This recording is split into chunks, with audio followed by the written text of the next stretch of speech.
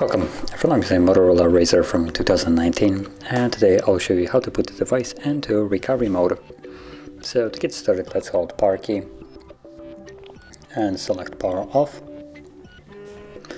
And once the device shuts off, you then want to hold power key and volume down.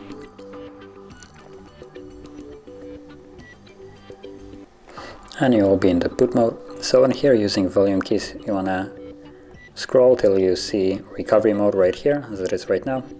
Press power key to confirm it. Then you should see Android with no command, as it is right now. So to get past this, hold power key and press volume up once, and you'll be now in the recovery mode.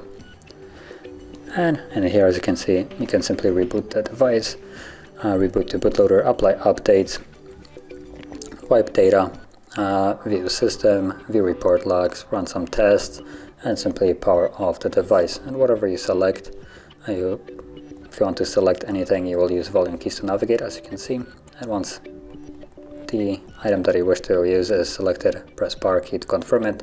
So as you can see, I'm just going to leave this mode by pressing power key right now to reboot system now.